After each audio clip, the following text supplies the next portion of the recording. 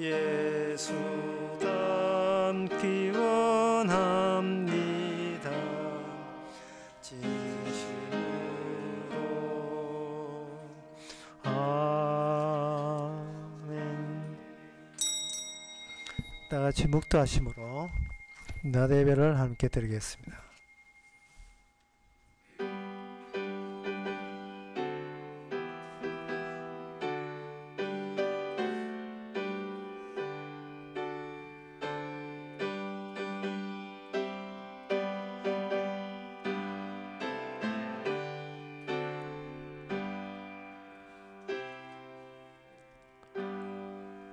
전능하사 천지를 만드신 하나님 아버지를 내가 믿사오며 그 외아들 우리 주 예수 그리스도를 믿사오니 이는 성령으로 잉태하사 동전 마리아에 나시고 본유에 빌라도에게 고난을 받아사 십자가에 못 박혀 죽으시고 장사한 지 사흘 만에 죽은 자 가운데서 다시 살아나시며 하늘로서 전능하신 하나님의 편에 앉아 계시다가 저로서 산 자와 죽은 자를 심판하러 오시리라.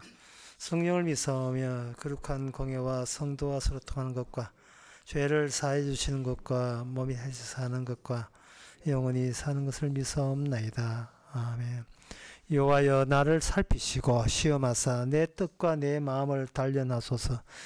주의 인자하심이 내 목전에 있나이다. 내가 주의 진리 가운데 행하여 허망한 사람들과 같이 앉지 아니하였사오니 간사와 자와 동행치도 아니하리이다. 주님의 자비가 항상 우리 앞에 있음에도 불구하고 우리는 힘과 권력이 앞에 있는 걸로 오해했습니다. 하나님께 힘을 달라고 할 것이 아니라 하나님 앞에 죄의 사함이 항상 감사와 기쁨이 주어질 수 있도록 그런 마음으로 주를 바라보는 주의 말씀을 대하는 저희들 되게 하옵소서. 예수님 이름으로 기도합나이다. 아멘. 교동문 47번입니다.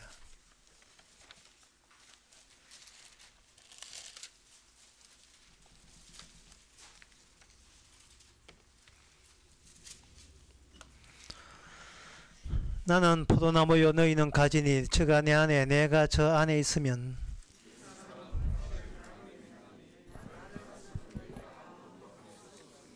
사람이 내 안에 거하지 아니하면 가지처럼 밖에 버리워 말라지나니 너희가 내 안에 거하고 내 말이 너희 안에 거하면 무엇이든지 원하는 대로 구하라. 너희가 과실을 많이 맺으면 내 아버지께서 영광을 받으실 것이요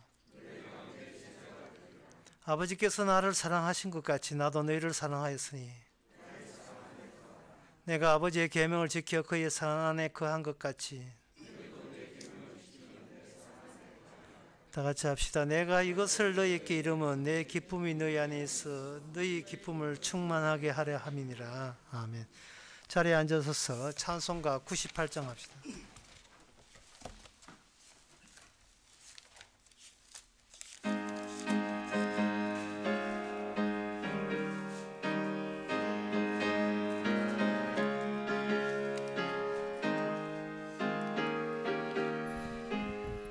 주 예수 내가 알기 전 날 먼저 사랑한 그 크신 사랑 나타나 내 영혼 거듭났네.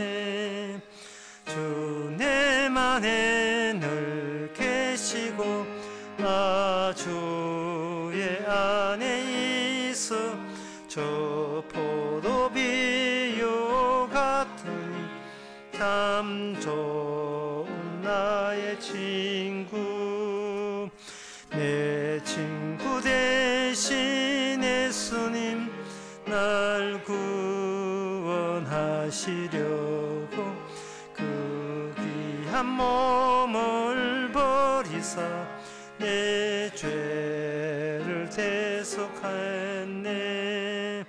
나 주님을 늘 믿으며 그 손을 의지하고 내 몸과 마음을 바쳐서 끝까지 충성하리. 내 진실하신 친구여 그는 해 내려주사 날 항상 보호하시고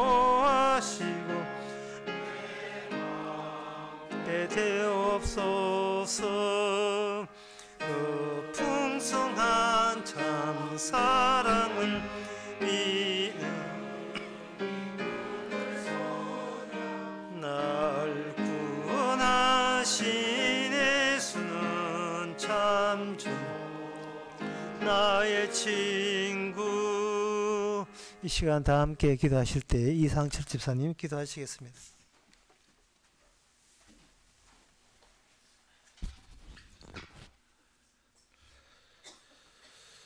오늘도 오늘도 주님의 말씀을 들으려고 저희들을 이렇게 모이게 해주신 것 감사합니다. 우리 모두가 감히 고개를 들지 못하고 입도 떼기 어려운 죄인임에 불과하지만 주님의 그 사랑이 어떻게 해서 우리한테 오게 되어서 우리가 이렇게 말씀을 듣고 이게 이렇게 모이게 된 것이 얼마나 큰 기적이고 얼마나 큰 감사한 일인지를 오늘 말씀을 들으면서 다시 한번 알아갈 수 있는 그런 시간이 될 수 있도록 지켜주시옵소서. 모든 것이 다 주님이 하신 일이고 주님의 계획이었고 우리가 그 가운데서 이렇게 끼어들어서 쓰임을 받은 것만으로도 얼마나 큰 은혜인지, 당연히 지옥불에 떨어져서 마귀의 자식으로 살아가는 저희들이 당연히 지옥불에 떨어져서 벌을 받아야 마땅한 저희가 그 벌이 어떻게 해서 사해지고 우리한테 오게 된 것을 다시 한번 생각하면서 늘 감사하면서 찬양하면서 살아가는 저희들이 될 수 있도록 지켜주시옵소서. 예수님 이름으로 기도합니다. 아멘.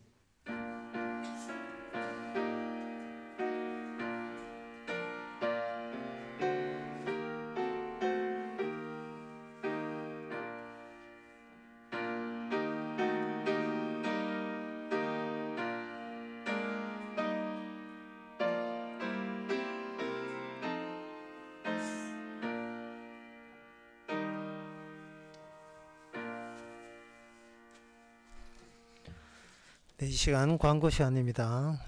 내일 10시 반에 우리 교회에서 대구 성경 공부 있습니다. 그리고 김재성 지사님 어머님께서 어제 돌아가셔가지고 오늘 오후 5시에 입간 예배를 수성 요양병원 장례식장에서 있습니다.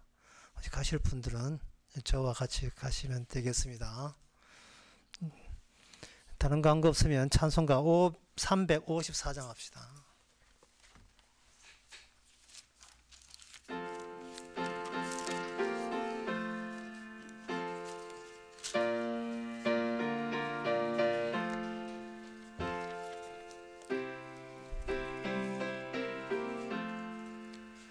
내 죄 속해 주신 주께 힘과 정성 다하오니 나의 온행 힘사 주를 위한 것일세.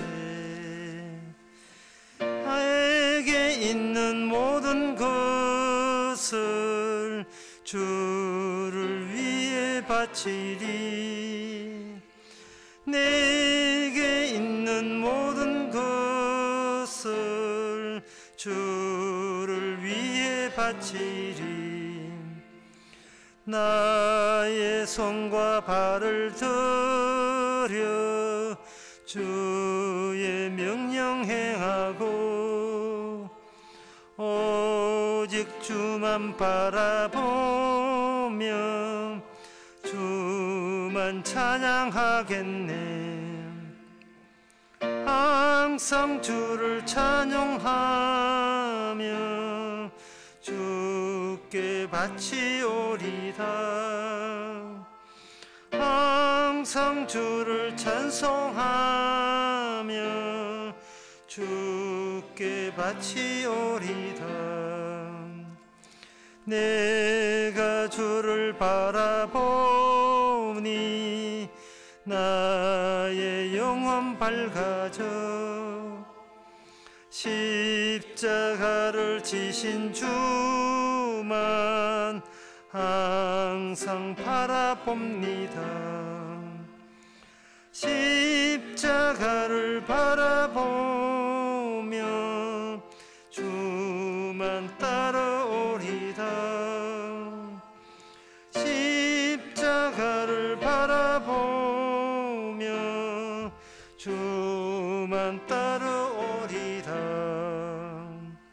신기하고 놀랍도다. 영광스런 왕의 왕 나를 친구 삼아 주사 편히 쉬게 하시네. 주의 날개 아래 숨어 영원한 식 없겠네. 주의 날개 아래 숨어 영원한 식 없겠네. 하나님의 말씀은 디모데전서 4장 12절에서 16절까지입니다.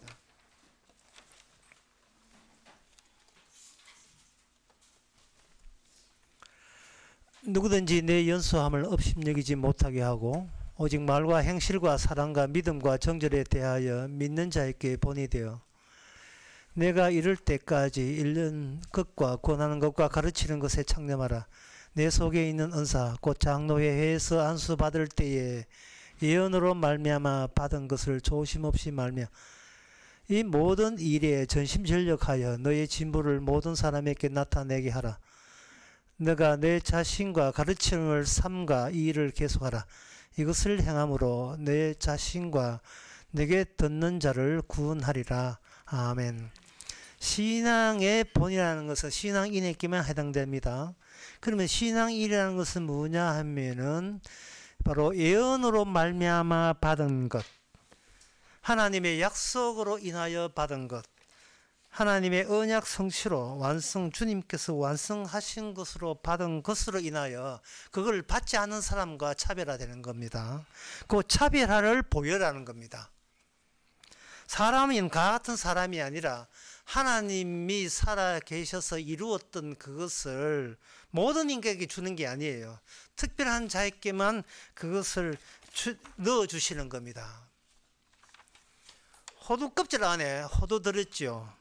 그런데 어떤 때 보면 호두 껍질 안에 호두 들었다고 생각하고 깨보니까 그 안에 썩은 것 들어있고 아무것도 없고 그런 경우도 있어요. 우리의 육신이 호두 껍질이라면 여러분 안에 뭐가 들어있습니까? 여러분이 행했던 것, 그게 들어있습니까? 하나님의 예언으로 주신 게 들어있습니까? 하나님께서 이루어진 게 들어있습니까? 여러분이 이루었던 것이 들어있습니까? 지금 사도 바울은 신앙이라는 그 개인의 가치에 대해서 언급하고 있어요. 꾸준히 사도 바울은 예수님에 대해서 가치를 언급하다가 이번에는 신앙인, 그 신앙이라는 것은 어떤 차별화되어 있느냐, 다른 신앙이 없는 사람과 어떤 차이가 있느냐를 거기에 대해서 언급하면서 모든 신앙인은 어떤 공통점을 지니고 있다는 겁니다. 그 디모데 안에 들어있는 것이 모든 신앙인에게도 공이 같이 들어있는 것, 사도 바울에게도 들어있고 그리고 디모데에게도 들어있고 모든 사람에게 다 같이 들어있는 거예요. 이렇게 공통적인 것들이 들어 있음으로 말미암아 하나님께서는 개인 구원은 없고 집단 구원만, 단체 구원만 있는 겁니다. 만약에 예를 들어서 한 사람이 꽃이라고 한다면 그 꽃은 죽어야 되고 꽃잎으로 다시 태어나야 되죠. 하나밖에 없는 꽃을 받쳐주는, 너도 꽃잎이고 나도 꽃잎이고, 꽃은 주님이 꽃이 되는 겁니다. 그처럼 개인을 최종적인 것으로 할 수 없게 만드는 요소, 내가 최종적으로 나는 나밖에 없어를 주께서는 주의 예언이 꺾어버린 거예요. 그걸 좌절시킨 겁니다. 나는 내가 최고다 하는 것을 최고다 여기 있는데 그것을 실망스럽게 만든 겁니다. 뭐가? 주의 예언이요. 그 주께서 주신 그 성령으로 주신 그 하나님의 선물이 내가 최종적인 것이 아니라는 것을 우리 안에서 계속 우리에게 알려주고 있습니다. 그런데 세상 사람들 한번 보세요. 세상 사람들이나 교회 온 사람들이 보게 되면 본인이 세상에서 바보 안 되기 위해서 사투를 벌이고 있어요. 그 바보 안 되기 위해서 사투를 벌인다는 말은, 이 바보라는 말은 뭐 뜻이냐 하면은, 믿을 것이 나밖에 믿을 게 없는데 왜 자기 자신을 안 믿고 엉뚱한 예수를 믿느냐 이 말입니다. 거기니까 그게 바보라는 거예요. 실질적으로 따지고 상식 따지고 이모 저모 다 따져봐야 역시 나는 나를 위해서 내가 있다고, 그것만큼은 부정할 수 없는 확실성이잖아요. 그 어떤 사람이 교회에 다녀서 예수 믿는다 하면 불신자들이 대면 이야기해요. 바보야, 아직도 예수를 믿나? 그렇게 하면 교회 다니는 사람이, 내가 언제 예수 믿는다고 그래? 예수에 대해서 알아보는 것이지. 여전히 나는 나를 믿어. 그러면서도 교회 다녀요. 그러면서도 집 사고 장로고 목사고 그런 겁니다. 권사고. 왜 그러냐 하면은, 왜 사람들이 바보 안 되려고 예를 쓰는가? 예수 믿는 게 바보처럼 인식되는 사회 때문에 그런 거예요. 그러니까 이것은 주변과 비슷하게 가려고 예를 쓴 결과예요. 주변 사람과 틸라하지 않고 유사하게 살면 인생에 큰 말썽이 없을 거라고, 튀지 않은 인생. 그러려면 그들이 안 믿는다면 나도 같이 안 믿을래 하면서도 또 교회 와서는 믿으니까 교회 나오죠. 이러고 있다 이 말이죠. 그러니까 교인들이 나를 신자라고 인정해 주는 게 아니고 바깥에는 불신자들이 나를 알아보죠. 우리 자신이 신자인지 안 신자인지 알아봅니다. 바깥에 있는 세상은 요즘은 자본주의 세상이거든요. 자본주의 세상의 특징은 뭐냐 하면 자꾸 개인을 공략해요. 집에 이거 있습니까? 저거 있습니까? 집에 공기청정기 있습니까? 집에 새로운 냉장고 있습니까? 개인을 자꾸 공략해요. 마찬가지로 개인적으로 구원받았습니까? 하도 자꾸 개인을 공략합니다. 개인을 공략하는 이유가, 내가 이것저것 챙기면 나는 자립할 수 있고 독립할 수 있는 이 마음, 이것이 나로 하여금 남들한테 바보 소리 안 들을 거라고 그렇게 기대들을 하고 있어요. 그만큼 우리는 세상의 분위기에 빠져도 너무 빠져 있어요.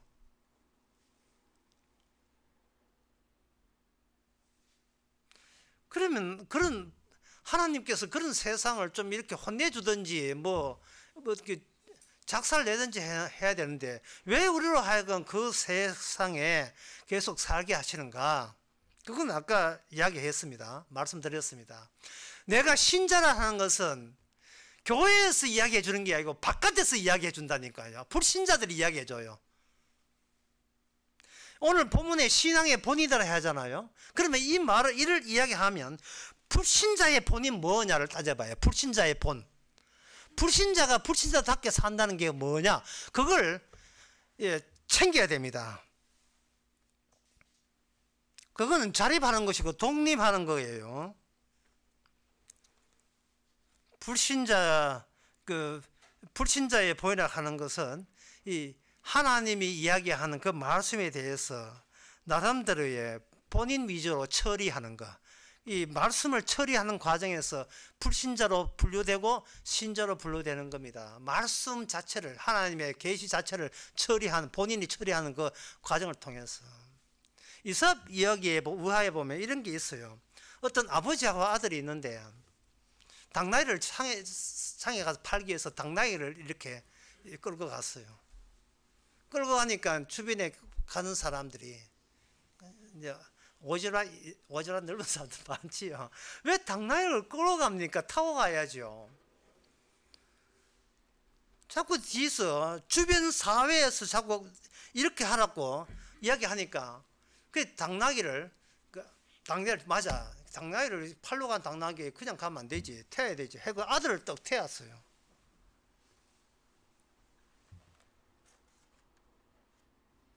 아들을 태우니까 또 가니까 사람들이 저 버리장머리 없는 인간 봐라. 예, 아버지 안 태우고 지가 왜 자기가 타나? 이래 하니까 그 말도 일리가 있는 것 같아요. 그래서 아들 내리고 아버지가 더 탔다. 낙이 타고 당나귀가 또 가니까 어떤 또 말을 지나가는데 사람들이 저 어리 돼가지고 어린 아들은 힘든 아들은 걷게 하고 지 이기주의만 챙기고 저렇게 치면 타면 되나? 또 이런 이야기를 하더라 말이죠. 그래서 그 말도 일리가 있는 거예요. 그래서 그 부자가 어떻게 했냐 하면 짝대기에다가 당나귀를 꿰가지고 당나귀를 엎고 끙끙거리면서 자기까지 간 거예요. 어리석은 당나귀를 엎고 간 어리석은 부자 이야기입니다. 제가 어릴 때 들은 기억이 나요. 하나님의 주신 말씀을 인간들이 처리를 못해요. 감당을 못하고 있습니다. 이걸 어떻게 튀겨 먹을지 삶아 먹을지 볶아 먹을지 내가 어떻게 이 말씀을 지켜야 될지. 그런데 그 감당을 못하는데 그걸 자꾸 주변 사람 소리 듣는 거예요. 주변 사람에게 이렇게 바보 소리 안 들으려고 똑똑하다는 소리 들으려고. 그러니까 결국 나온 건 뭐냐? 당나귀를 업고 가는 이 바보 같은 이 낑낑거리면서 장에 팔려 가는 이런 결과가 나온 거예요. 그래서 이솝은 남의 말도 그만 들으라 하는 그런 뜻이거든요.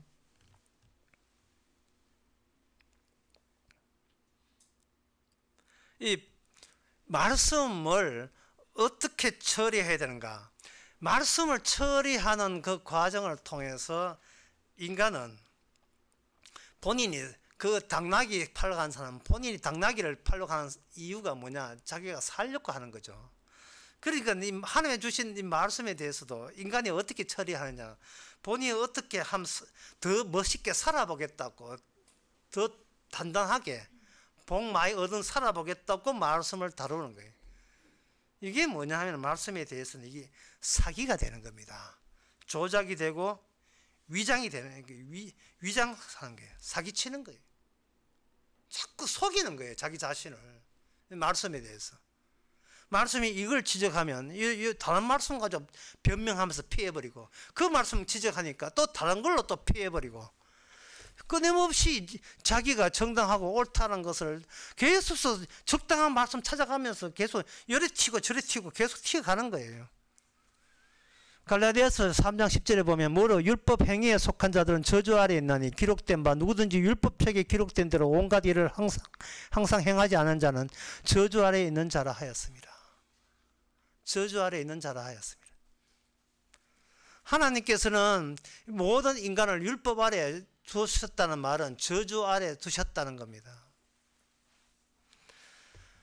제가 한 가지 예를 들어보겠습니다.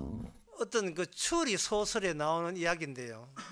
어떤 그 사회적으로 유명한 사람들, 대단한 유지들을 어떤 사람이 익명으로 섬에다가 다 집결시켜가지고 호사로운 저택에다가 집결시켜가지고 일단 사람들을 모아놓아서 초청해가지고 파티 열겠다 해놓고 사람들은 호기심에 각자 유명한 사람이지만 호기심에 그 초청받아 가봤어요.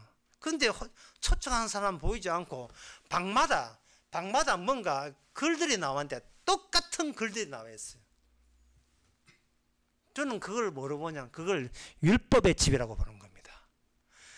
내가 있는 방에도 십계명 걸려 있고 저쪽에 있는 방에도 십계명 걸려 있고 그 다음 방에도 십계명, 똑같은 방에다가 해놓고 차츰차츰 하루하루 지나가면서 한 사람씩 죽어나가는 거예요. 무섭죠? 죽어나가는 겁니다. 그러니까 이거는 인간 집단 전체가 하나님께서 율법의 집에다가 집어넣고 누구에게나 다 해당되는 똑같은 하나님의 율법을 주면서 차츰차츰 한 사람씩 죽어나가는 거예요. 죽여버리는 겁니다. 그러면서 그 사람들은 서로를 의심해요. 그 말씀이 우리를 죽인다는 생각을 못하고 말씀을 주신 하나님이 나를 죽인다는 생각을 못하고 같은 인간이 자기를 죽인다고 생각해가 서로를 의심하고 질투하고 분노하고 있는 겁니다. 이러한 그 추리소설에 나오는 이 무시무시한 이야기가 놀랍게도 성경에도 나와 있습니다. 다니엘 5장 5절요. 다니엘 5장 5절 벨사살 왕이 파티를 열었는데 5장 5절에 보면 한창 파티가 무르익을 그때에 사람의 손가락이 나타나서 왕궁 촛대 맞은편에 분벽에 글자를 서는데 왕이 그 글자 서는 손가락을 본지라 이에 왕이 절기던 빛이 변하고 그 생각이 번민하여 넓적다리가 마디가 녹는다 하고 그 무릎이 서로 부딪힌지라. 이 손가락은 벨사살 파티에 초청받은 적이 없습니다. 그냥 사람들만 모인 곳이라고 여겨지는 파티장이에요. 사람들만 모인 거예요. 그런데 손가락만 달랑 모이질 않았어요. 손가락만 달랑 있어가지고 허락 없이 벽에다가 글씨를 씁니다. 그 글씨를 쓸 때 그 취지가 뭐냐, 누구든지 이 글씨의 내용을 모르는 자는 이 방에서 나가지 못하고 다 죽는다. 일방적인 하나님의 협박이죠. 갇혀있는 모습입니다. 지금 제가 불신자의 세계에 대해서 불신자가 어떤 공궁에 빠졌으면 불신자는 어떤 상황에 있는가를 계속 말씀드리는 겁니다. 불신자는 성경 말씀을 자기가 살기 위해서 자꾸 생각하고 교회 나오고 하지만 실은 그 불신자가 뭐를 모으냐 하면 하나님의 일방적인 율법의 집에 그들이 갇혀 있다는 사실을 몰라요. 그리고 거기서 그 율법대로 하지 않으면 저주받는 사실을 또 몰라요. 그 매일같이 파티 열기 바쁘고 매일같이 행복하기에 분주하지, 너나 나나 똑같은 방에 똑같은 하나님의 계시에서 적용받는 동일한 상황이라는 사실을 사람들은 모르고 있다 이 말이죠. 근데 그 글씨가 있고 그 다니엘 그 글씨가 메델 되게 우바르신이거든요. 끝났다. 예, 그 글씨 내용이 저주예요. 끝났다예요. 그리고 페르사, 당신의 나라는 다른 나라한테 넘어갑니다. 이런 뜻이에요. 당신 잘렸어 그런 뜻이에요. 당신 망했어라는 뜻입니다. 하나님께서 이 벨사살 왕에게 그렇게 한 것은 사실은 모든 이방인, 우리를 표현해서 모든 유대인도 마찬가지고 모든 인간에게 너 잘렸어라는 말씀을 이 지금 인쇄되어 있는 이 성경책을 우리가 지금 펴고 있습니다. 너 잘렸어. 너 잘렸단 말이야.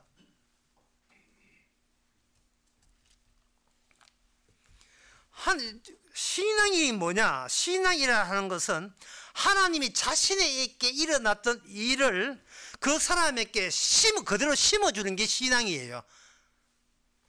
하나님에게 일어난 사실을 특정인에게 심어줄 때 그 사람은 신앙이 되는 겁니다. 그게 예언으로 받은 거예요. 하나님 자신있게 일어난 일입니다. 그런데 인간들은 하나님의 자신있게 일어난 일에 받지 아니하면 자기 안에 뭐가 들어있냐면 호두껍질 안에 내가 살아오면서 했던 일만 가득하게 들어있는 거예요. 그러니까 그거는 개인적인 문제이기 때문에 어떤 사람을 만나도 그 자기 것을 지키기 위해서 뭐 애를 쓰겠죠. 공통적인 것이 없어요. 자기만의 특수성을 계속 붙잡으려고 하는 거예요. 그런데 그 바깥에 뭐냐? 하나님께서 말씀으로 또는 양심으로 자꾸 율법으로 네가 완전하냐고 지적하니까 내 것을 지키면서 내 것에 대해서 어떤 공포심을 느끼니까 자꾸 변명하면서 계속 사기를 치는 거예요. 거짓말을 하고 있는 거예요. 지금 이 사기를 또 다른 사기로 또 바꾸고 또 그 사람 또 다른 사기로 또 바꿔서 자꾸 사기에서 사기로 그게 일상화됩니다. 장사할 때 사기 안 치고 장사하는 방법이 없어요. 매일같이 사기치는 거예요. 매일같이 자기 아닌 자기를 계속 외부에 드러내고 이 사람 만나면 이런 나를 드러내다가 또 저 사람 만나면 다른 나로 변조해가지고 다른 가면 쓰고 마스크 쓰고 또 자기 자신을 또 사기치고 본인도 사기를 넘어쳐가 본인도 누군지도 몰라요. 어떤 어느 사기가 내 사기치는 것도 몰라요. 그게 하루하루 삶이 그것뿐입니다. 그래서 주님께서는 어떻게 하냐 하면은 하나님께서는 자기 신앙, 그러니까 예수님이 하나님이 하시는 것을 우리에게 심어줄 때 세상으로 온 것을 악마로 돌려줘 버립니다. 세상 네가 받아고 온 것이 주께 온 게 아니고 악마로부터 왔고 죄로부터 왔기 때문에 가자. 손잡고 가자. 내가 해가지고 내 마귀 만나게 해줄게. 그래 마귀한테 돌려줘. 네 모든 걸 마귀한테 받은 걸 마귀에게 되돌려줘. 네 목숨부터 네 육신부터 다 되돌려주란 말이야.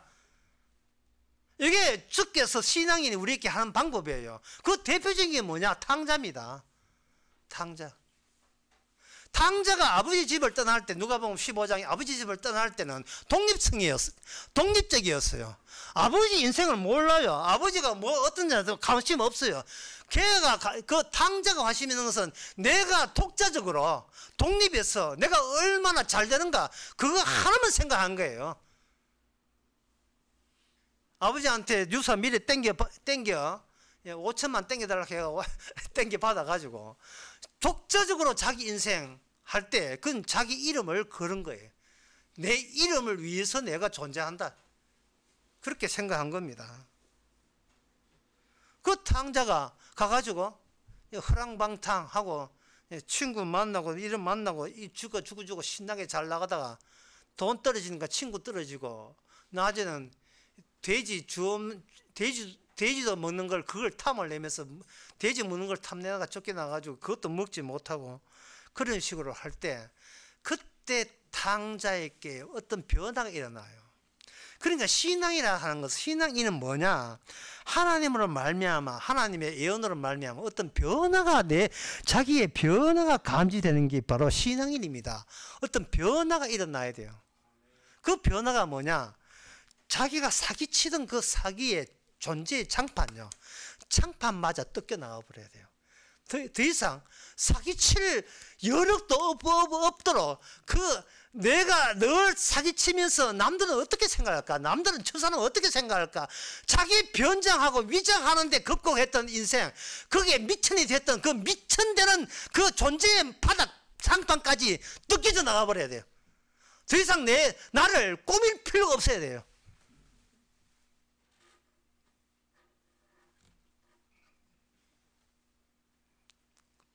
그 뜯겨져 나가면 그 뭐가 되느냐? 바로 내 이름이란 자체가 뜯겨져 나가버리죠.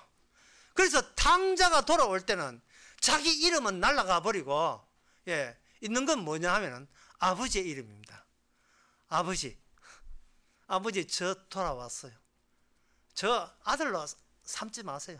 저 아들이라는 의식 그 장판은 이미 내 존재를 자립적으로 키웠던 그 존재 자체가 뜯겨져 나가 버렸어요.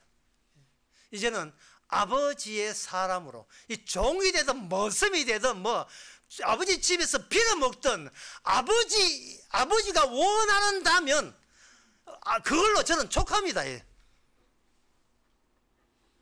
자기 존재감 없어요. 아버지의 존재가 자기 존재를 대신하는 겁니다. 내 이름이 주의 이름으로 바뀌는 거예요. 그게 신앙일입니다. 그 요한복음 지금 불신자를 통해서 우리 신자라는 것을 다시 규명을 해봐야 되는데, 요한복음 그 12장에 보면 예수님에게 일어난 일인 동시에 오늘날 우리에게도 동일하게 일어나야 될 일이 적혀 있습니다. 12장 24절에 내가 진실로 너희에게 이르노니 하늘의 미랄이 땅에 떨어져 죽지 아니하면 하늘 그대로 있다. 네 하늘 밀이 썩지 아니하면, 썩어 죽지 아니하면 열매는 없습니다. 생명도 없습니다. 주님께서 우리에게 믿음을 예를 준 것은 손잡고 네가 마귀한테 받은 목숨 갖다 줘버려라. 네 이름도 줘버리고 네가 썩어버려라 이 말이죠. 그러면 우리는 벌거벗은 것이 되거든요. 다 빼앗기고 뺏겼으니까 벌거벗게 되잖아요. 고린도후서 5장에 보면 이렇게 입으면 벗은 자로 발견되지 않게 합니다.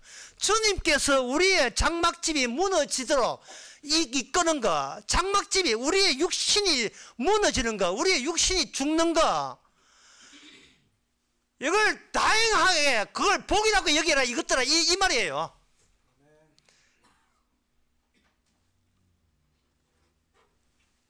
마귀한테 왔으니 마귀한테 돌려줘버려라. 돌려줘. 그거 자꾸 그거 안 돌려주면 마귀가 달라고 하니까 그냥 돌려줘버리다 말이죠.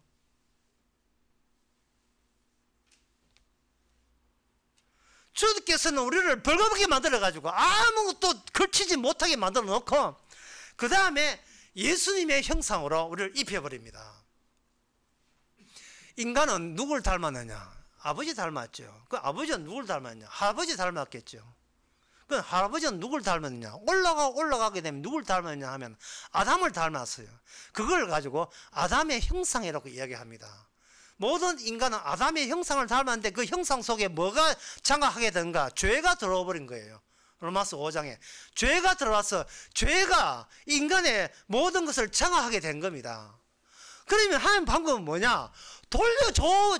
그 죄한테 돌려줘 버려요. 뭐를? 네 아담의 형상을 돌려줘 버려라 이 말이죠. 아담의 형상으로 구원받을 생각하지 말고 그걸 잃어버리라는 겁니다. 잃어버리고 예수님의 형상으로 새롭게 피조물로 새롭게 만들어지는 거, 이게 바로 구원이라는 겁니다. 기존에 있는 이 눈에 보이는 거울에 비치는 내 모습 가지고 까짝까짝 그러지 마시고요.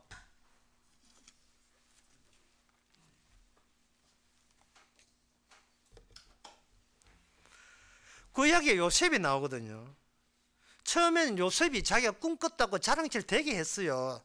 나는 꿈을 꿨다.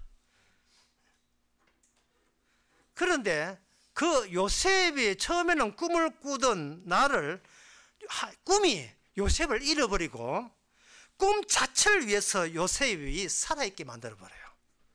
하나님의 예언을, 나는 하나님의 예언을 가졌다. 그래서 신앙에다가 이렇게 까불다가 하나님의 예언이 뭡니까? 예수님이 하신 일이잖아요. 예수님이 하나님의 미랄이 되는 일이잖아요. 예수님마저도 이 땅에서 자기 목숨을 잇는 일이잖아요. 그 일에 우리가 거기에 끌려들어가고 말려들어가는 현상이 일어나는 게 신앙일입니다. 자꾸 내게 있으니까 내 의, 내 자존심 자꾸 챙기고 남한테 싫은 소리 듣기 싫어하고 주변에 있는 세상 사람과 비슷하게 갈랐고 네 교회 다니면서 뭐 심심해서 가보는 기라. 예수 믿는 사람이면서 내가 언제 예수 믿어? 아 진짜 오랜만에 솔직하게 내가 언제 믿어? 교회는 다니지 예수도 안 믿어. 그럼 누구 믿는데? 나를 믿지. 난 니하고 똑같아. 한 잔 똑같아. 맥주 한 잔 또 이러고 있다며. 요새도 예수 믿는 그런 바보가 있어요. 교회 나온 사람 많아요. 그러나 예수 믿는 것은 세상에서 불신자가 알아봐요. 니 바보 아니야? 믿으려면 네 자신을 믿지. 왜 이미 돌아가신 이순신 장군을 믿지? 왜 돌아가신 예수를 왜 아직도 믿냐? 물자에 살아있는 너를 믿어야지. 딱 해놓고 우리 논쟁해보자. 따져보자. 이번 월급 타는 건 네가 이랬어. 예수가 이랬어. 또 따져보자. 있나?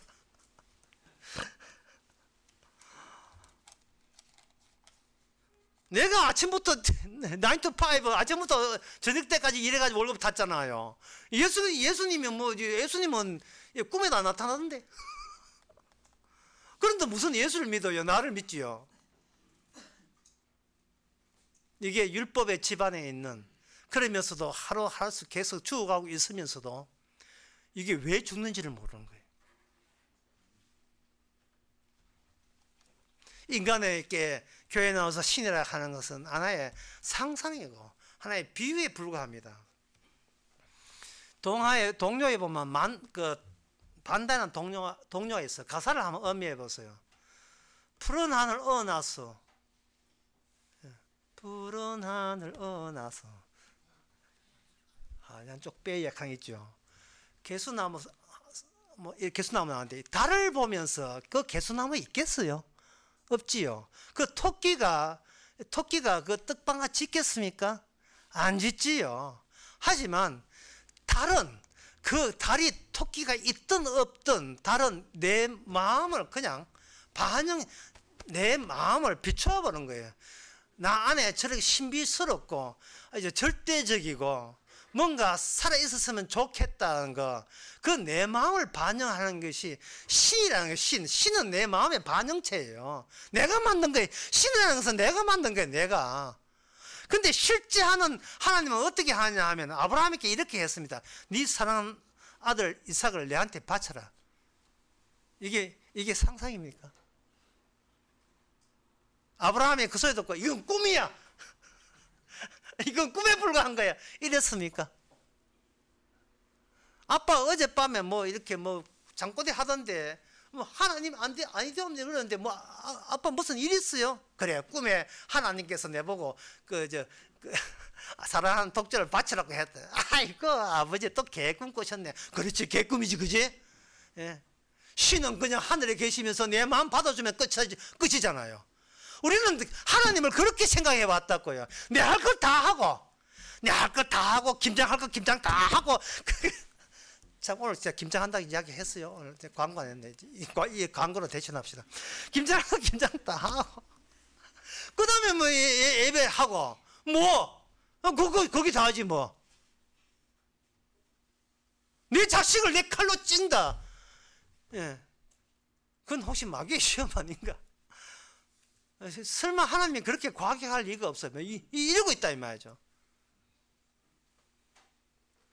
얼마나 착각 속에 빠졌으면요, 얼마나 나를 사기치고 있었으면 하나님도 아닌데도 온순한 하나님, 내 인생에 손끝 안 되는 하나님, 그걸 내가 찾고 내가 조작하고 있는 거예요.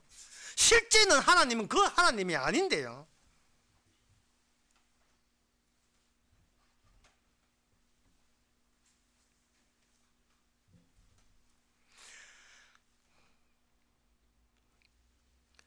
하나님께서는 탕자의 비유도 말씀드렸지만 하나님은 그런 식으로 어물쩍 넘어가지 않습니다. 실제는 하나님은 자기 아들을 보내서 십자가에 죽게 하신 그분이십니다. 하나님이 왜 자기 아들을, 존경받아야 될 마땅한 아들을 왜 이 땅에서 처참하게 죽게 하시는 겁니까?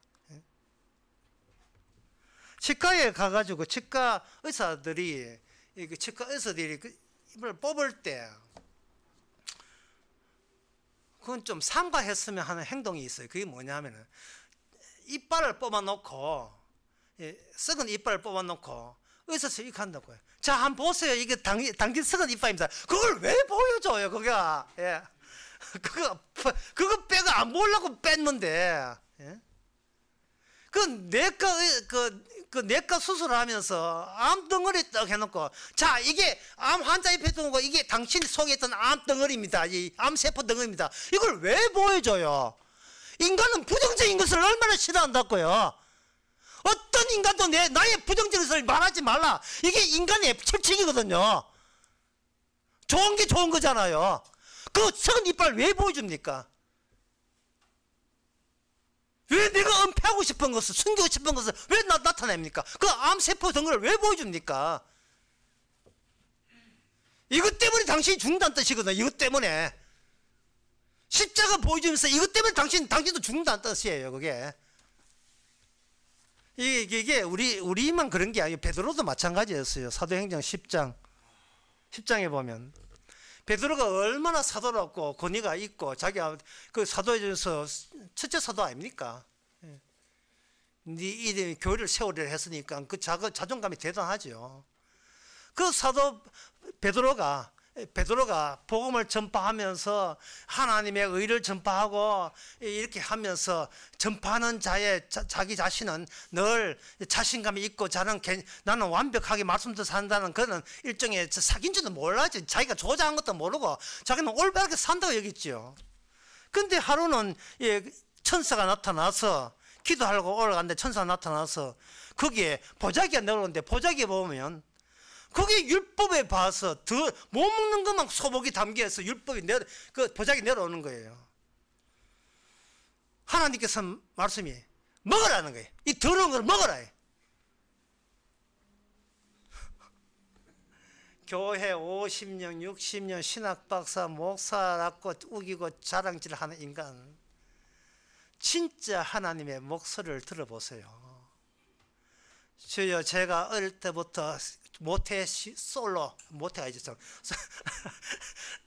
신앙으로서 지금까지 나쁜 일 하나, 간음하지 않고 살인하지 않고 도둑질하지 않고 교회에 충성했습니다.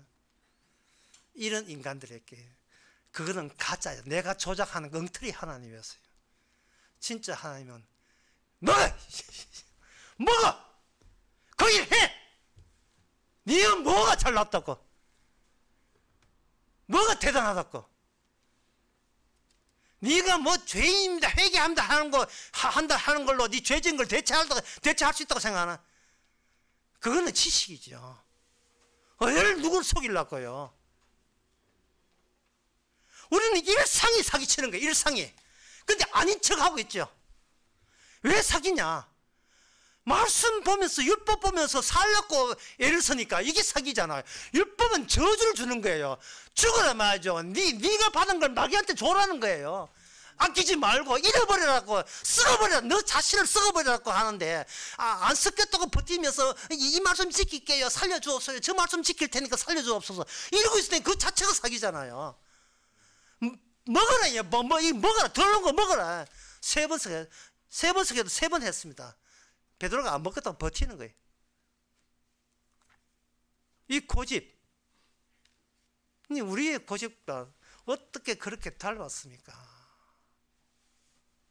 신앙이라는 것은 본인이 불신앙이를 격려를 해야 돼요. 불신앙이라는 사실을 늘 자각해야 됩니다. 내가 뭘 잘했는지 생각하지 마세요. 내가 뭘 잘못했는지를 매일같이 생각해야 돼요. 뭐가 잘못되었는지를. 어떤 사람은 말합니다. 보고 말았다고 주님의 공로를 받아들이게 하옵소서. 아닙니다. 주님의 공로를 회방하지 않게 하옵소서. 주님의 공로를 회방하지 않게 하옵소서. 나의 공로, 나의 신앙이 주의 공로를 회방하는 순간인 것을 왜 모르십니까? 뭐 잘났다고 살아야 되죠. 우리가 살 의미도 없고 근함도 없는데 신앙 같은 소리 하고 있는데 무슨 신앙이 있어요? 신앙은 내가 갖는 게 아닙니다. 요셉이 꿈을 갖는 게 아니에요. 꿈이 요셉을 가지죠. 반대로 아신 거예요. 반대로.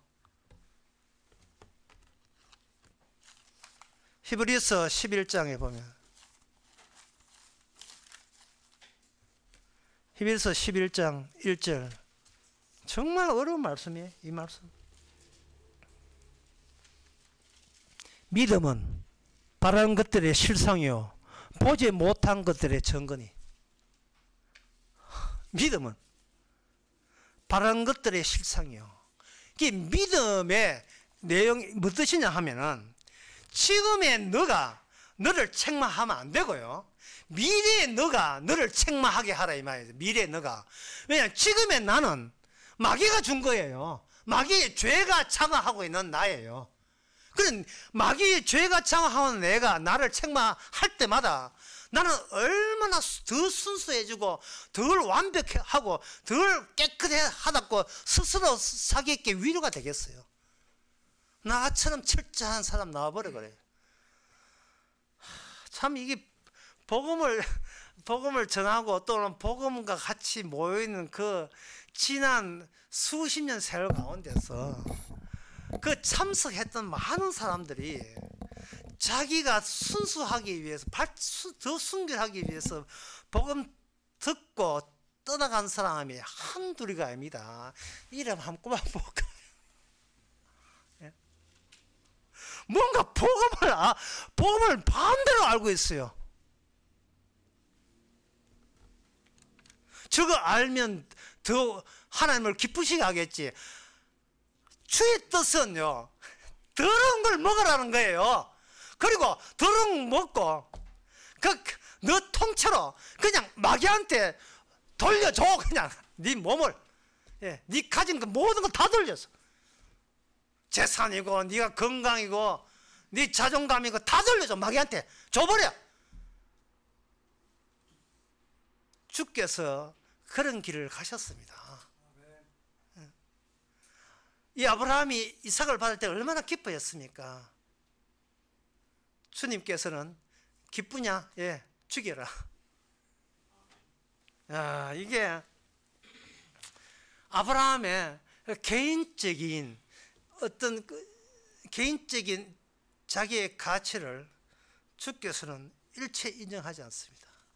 신앙이란 매일같이 자기 자신한테 실망하는 거예요. 매일같이 실망을 하는 그 자체가 기쁨해야 되고 감사가 돼야 돼요. 왜냐하면 우리는 매일같이 내가 내 눈에 보이기 때문에 그래요. 믿음은 보이지 않는 건데 이상하게 우리는 자꾸 보이지 않는 것을 돌아서면 시간만 지나면 이게 보이는 것으로 사물화되고 대상화되고 말았어요. 괜찮아진 나 이거 포기 못해. 계속해서 그래요. 계속해서. 내가 신앙으로 자식을 키웠습니다. 야, 그 진짜 그 멘트 무시무시한 멘트죠. 제가 신앙으로 이렇게 자식을 키웠습니다. 자식 너희 다 신앙으로 키웠습니다. 뭐 이게 4명 정도 해야 또 둘 하면 또 내보고 하는 이야기가 싶었어. 근데 넉넉하게 이야기합니다. 자식 4명 내가 다 키웠습니다. 둘은 판사 됐고 둘은 의사 돼가지고 지금 잘 살고 있습니다. 이거 땡 틀렸습니다. 신앙으로 자식 잘 키웠습니다. 2명은 사형 대기 중이고 2명은 지금 구치소에 있습니다. 신앙으로 키웠습니다. 이게 맞는 말이죠. 이 아담의 후손인 내가 범죄한 아담에게 내 몸을 돌려주고 떠난다는 거, 아낌없이, 그것도 아낌없이 되돌려 준다는 거. 가져가 줘버리는 거예요. 탕자는 자기 이름을 세상에 허비하지 않고서는 아버지의 가치를 알 수가 없었습니다. 이와 마찬가지로 어떤 인간도 자기에 대해서 잃어버리지 아니하면 하나님을 몰라요. 주님을 모르게 돼 있어요. 알아서 믿는 사람은 없어요. 그러니까 성령이 오셔가지고 우리로 하여금 절차를 받게 하는 겁니다. 절차를. 안 잃어버린 채로 지금 나 예수 믿었어요. 나를 구원해 주세요. 우리를 예수 믿는 나를 구원하지는 않습니다. 그건 잃어버려야 될 거예요. 그래서 지금부터 저를 여러분으로 하여금 율법의 집에서 복음의 집으로 제가 잠시 소개해 드리겠습니다. 그게 어디에 나오냐? 로마서 5장에 나옵니다.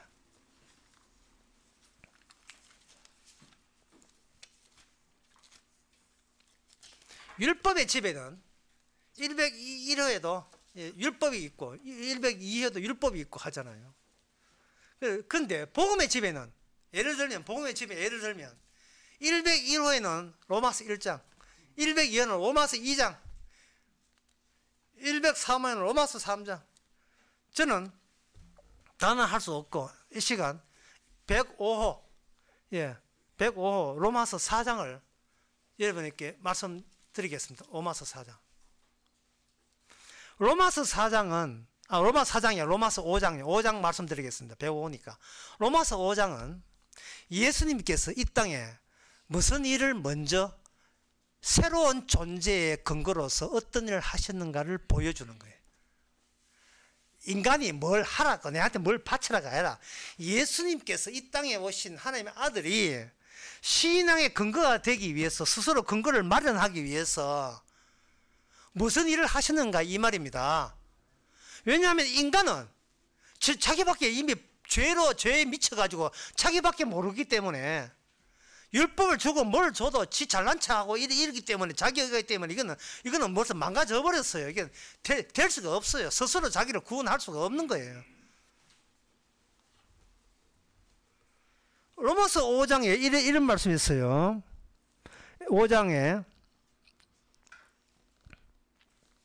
5장 6절에 우리가 아직 연약할 때 기약대로 그리스도 경건치 않은 자를 죽으셨도다. 7절에 보면 인간들이 불신자 인간들이 기껏한 게 뭐냐 하면 의를 위하여 죽는 자도 쉽지 않고 선을 위하여 용감하게 죽는 자도 혹 있거니와. 그러니까 이 인간의 의리라는 거, 인간의 정 때문에 네 대신 내 죽을게. 내 딸아 걱정하지 마라. 네 딸 대신 내 어미가 내가 대신 죽을게. 이건 얼마든지 할 수가 있는 거예요. 그런데 그 할 수 있다는 그게 뭐냐면 인간에게 할 수 있다는 것 자체가 죄가 그런 일을 행한다는 뜻이에요. 의가 행한다는 뜻이 아니고 내 속에 있는 죄가 남들 보기에 고귀한 희생적인 행동을 해낸다는 겁니다. 희생을 한다고 구원받는 게 아니에요. 죄를 받아 먹을 수 있어야 구원받는 거예요. 이거 피하고 저거 피한다고 깨끗하게 한다고 천당 가는 게 아닙니다. 그거는 지금은 로마서 5장을 전혀 이해 못하는 거예요. 옛날 구닥다리 고물차는 안 돼요. 우리는 벌거벗은 몸으로 드러나야 돼요. 이 장막집 육신이 한다는 것은 이런 뜻이 우리 육신이 내려간다는 것은 우리로 하여금 이게 우리 마음이 교환되어야 된다는 뜻이에요. 그 마음의 교환을 성경에 뭐라 하냐 마음의 할례라 합니다. 마음이 무슨 마음으로 교환되어야 되는가? 우리의 마음이 성령의 마음, 예수님의 마음, 이 땅에 와서 다 이루었던 주의 마음으로 교환이 될 때 비로소 우리는 새로운 창조가 피조물로서 새롭게 창조되는 거예요. 마음이 교환되는 거예요. 마음이. 기존 이 마음 이 말고 이 째고 이 존재의 장판 찢어지는 거예요. 이게 얼마나 어려운 마음인지 이런 거예요. 사람이 어떤 사태가 일어나게 되면 인간은 대비하게 됩니다. 대비할 때 제일 먼저 튀어나오는 본능이 뭐냐면 이번 일을 통해서 내한테 욕 얻어먹지 않는 방식으로 이 일을 처리해야 된다는 그 마음 있잖아요. 그 마음이 문제라니까요. 그 마음이 문제예요. 어떤 사람이 깡패 와서 뭐 이렇게 돈도 하든지 아니면 깡패 말고 어떤 사람이 와서 눈물 찔찔 흘리며 도와달라 할 때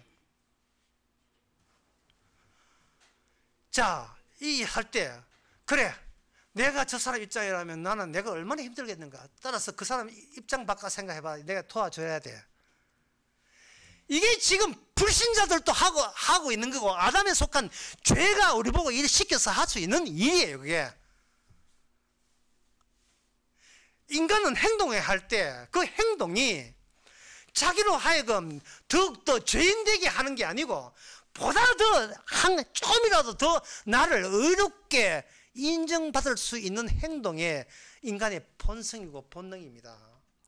그게 존재의 본능인데 그 존재의 장판이 뜯겨져 나가야 된다네. 그게 안 뜯겨 나가니까 어디에 가서라도 남한테 욕 안 얻어먹을 짓을 하려고 하는 거예요. 욕 안 얻어먹을 짓을. 이거는 뭐 교회 50, 60년 뭐 직분 받아 소용없어요.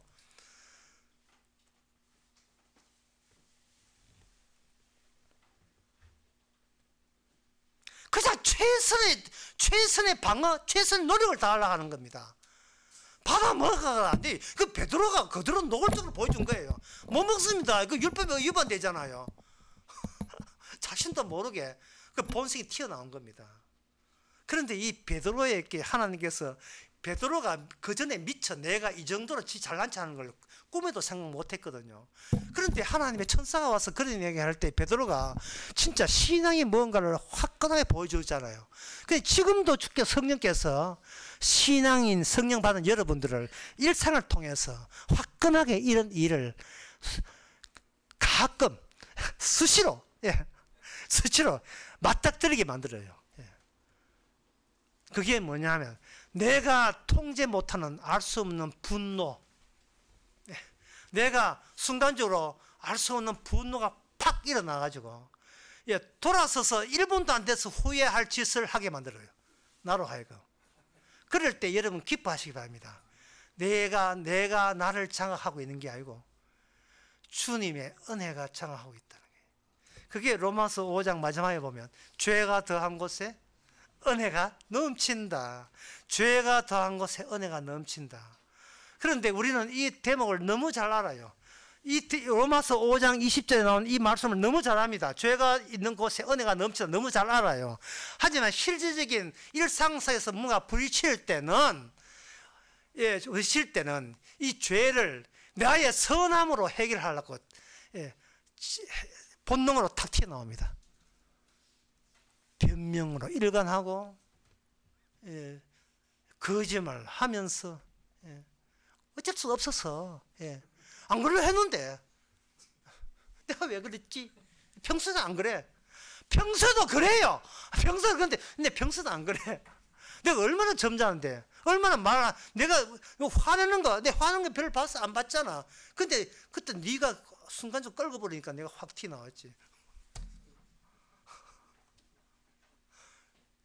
여기서 우리가 알아야 될 것은 이게 오늘 보면 오늘 설교 제일 중요한 겁니다.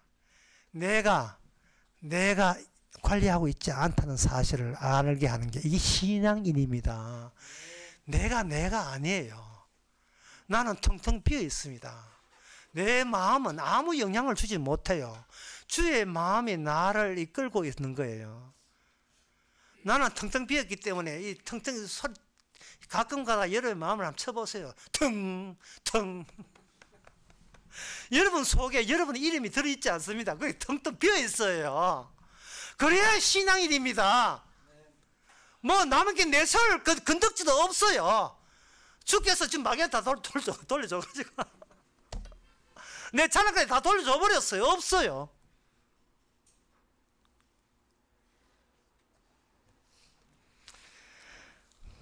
로마서 5장 8절에 보면 우리가 아직 죄인 되었을 때에 그리스도께서 우리를 위하여 죽으심으로 이 본문 자체가 네 뭐였나를 묻는 게 아니고요.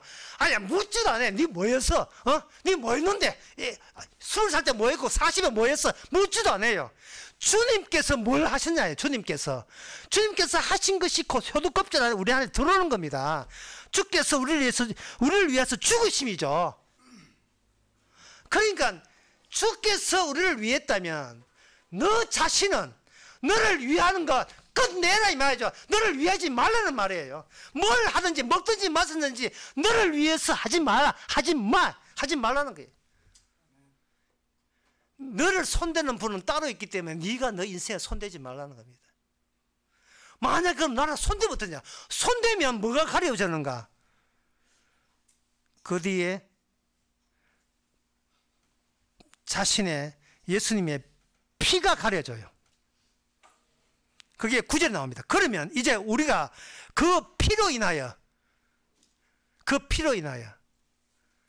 우리가 우리에게 손을 대면 관리하면 주의 피가 가려집니다. 이게 바로 악마가 원했던 바예요. 악마는 인간을 통해서 그걸 원했던 겁니다. 예수님이 하신 일을 계속 전력을 다하여 가려버리는 거예요. 믿음 있는 나를 구원하지는 않습니다. 주께서 믿음 있는 나를 구원하지 않습니다. 믿음 있다는 나를, 그런 착한 나를 버리고 그 버리는 과정 속에서 이미 우리를 하여금 예수님의 형상으로 이미 만들어졌기 때문에 버리는 작업이 이루어지는 겁니다. 로마서 5장의 이야기가 내 안에서 성령을 통해서 되풀이 되고 있는 거예요.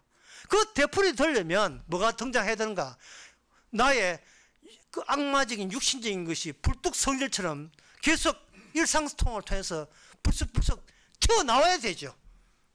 이게 로마서 5장 14절 보면 그러나 아담으로부터 모세 때까지 아담과의 범죄와 같이 하는 죄를 짓지 않는 자들에게도 사망의 왕노를 하였나니. 인간은 아무것도 아니에요. 그 비밀의 저택에 갇혀있는 인간들을 개인이 사회에서 어떤 유명한 유지가 됐던 관계없어요. 그 방에 있는 율법의 문구가 저 중요해요.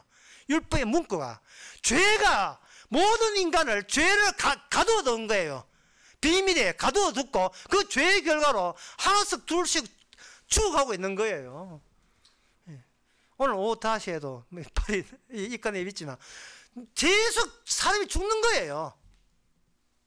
그 다음 누구 차릴 줄 모르죠. 그럴 때 불신자들은 아이고 죽는 이유를 모르니까, 로마서 5장을 모르니까, 어차피 돌려줘야 된다는 사실을 모르고 아이고 이러고 있다고요. 차 렌트 했으면 차 렌트 집에 돌려줘야지. 그 렌트 타고 저기 집에 가면 안 되잖아요. 주께서 받아주지도 않아요. 렌트차는 얘기해야지 받아줍니까? 우리 이름은 히읗자에 번호판이 있어요. 그냥 악마가 렌트한 겁니다. 우리는 미련은 두지 마시고요, 아낌없이요, 주께서 나랑 같이 썩자. 감사해요. 내가 썩어야 아버지가 알고 주님을 알게 하겠습니까?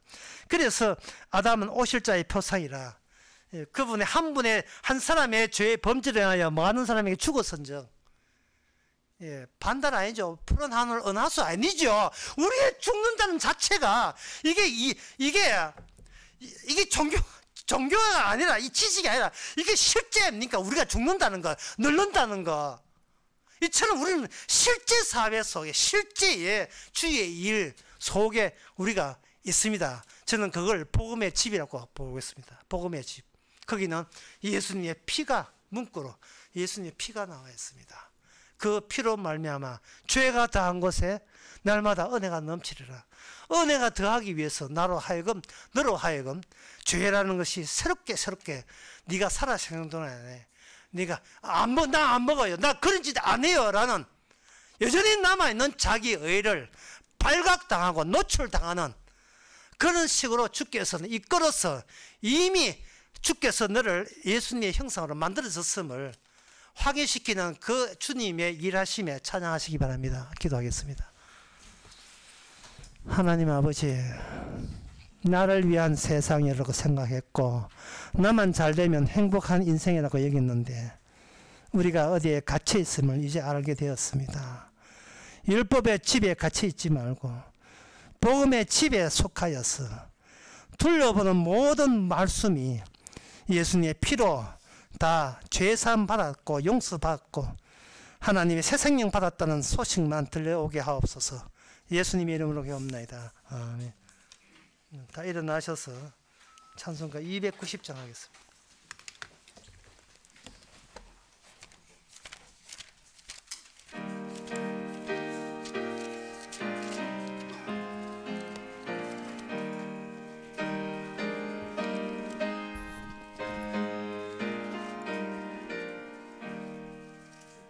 괴로운 인생길 가는 몸이 평안히 쉴 곳 아주 없네.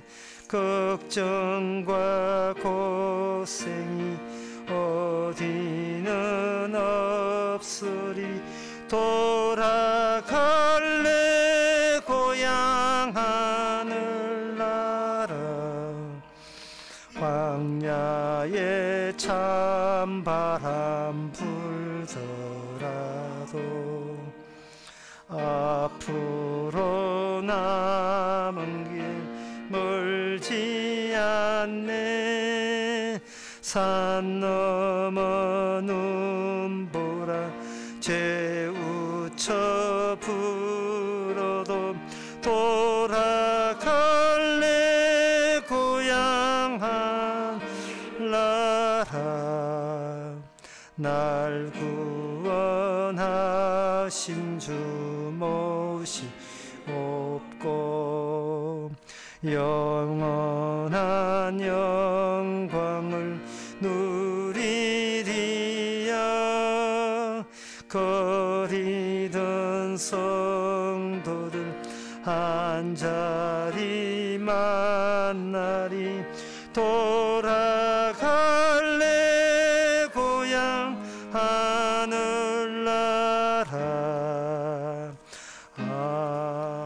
아멘. 기도합시다. 지금은 우리 주 예수 그리스도의 은혜와 하나님의 거짓 사랑과 성령의 충만하심이 사방을 둘러매면서 불신자만 눈에 들어오지 않고 주의 복음만 들어오는 모든 성도에게 주의 이름으로 축원하나이다. 아멘.